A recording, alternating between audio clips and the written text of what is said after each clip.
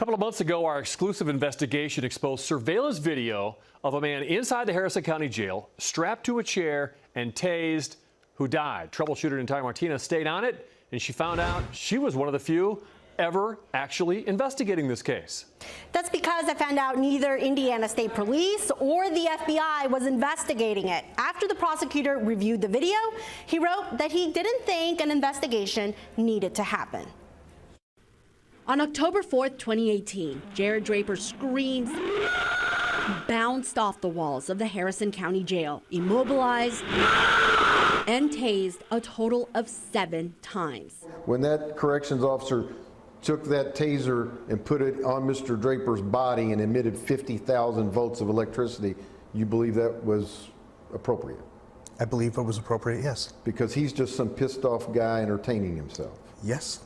The 40-year-old is on suicide watch, suspected of swallowing a bag of meth and showing signs of distress. It's like something in a movie that you couldn't bear to watch. He was tortured to death in the Harrison County Jail. If you don't believe me, watch the video. Draper's hands, his chest, his feet, all strapped to a 5-point restraint chair while being shocked.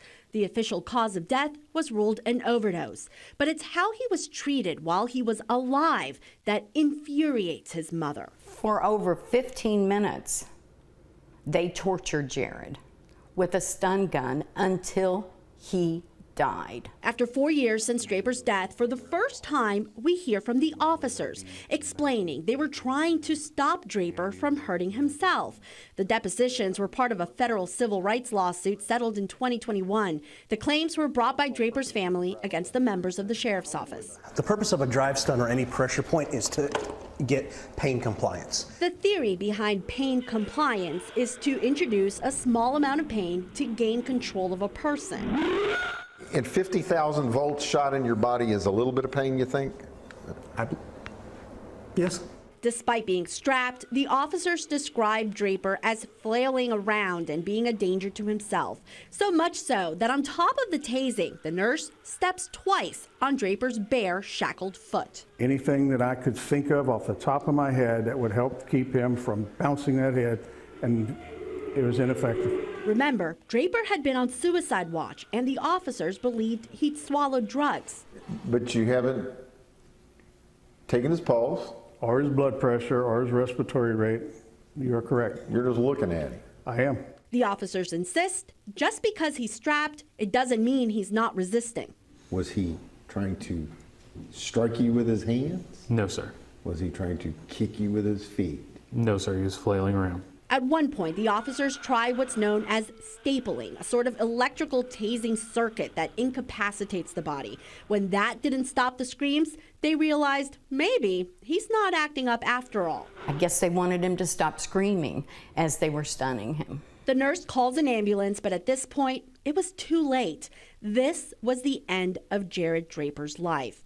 This would also be the end of Draper's criminal case. No one would even investigate what happened before he died. In this letter I got my hands on, the Harrison County prosecutor, Otto Schock, declined to prosecute any of the officers. That was before the case was even investigated by any outside agency. In fact, when I asked Indiana State Police for a copy of their investigation, they told me there never was one. Schock wrote, "I do not believe a crime occurred, nor do I believe there are circumstances evident to merit an additional investigation." He did, however, include documents to ISP for their review. There should never be the dismissal for an investigation when someone dies while in custody. I wanted to talk to Schock about his decision, but I never got a return call, so I paid him a visit. Is Otto Schock available? Although he was in his office, he sent another employee to tell me he wasn't coming out. So the one thing I will say is there hasn't been a criminal case filed. Exactly, and that's what I want to ask him about. Okay. I left my number yet again. Then, after an unrelated press conference, I tried to have a conversation one more time. He declined yet again to explain his decision to the public and asked me to leave. It didn't surprise Vicky. They continue to just say Jarod was an addict, he overdosed in jail. Maybe God will show them more mercy than they showed my son. The Harrison County Sheriff Nick Smith wasn't there when this happened, but said that he's changed the jail's policy, no more tasing anyone while they're in that chair. As for the FBI and possible civil rights violations, we know that they're aware of this case and have the information, but so far, there's nothing to indicate they've actually opened a case. A new criminal complaint has been filed with them in the Department of Justice by Draper's attorney, Larry Wilder. You know, I'll stay on it. Natalia Martinez, Wave News.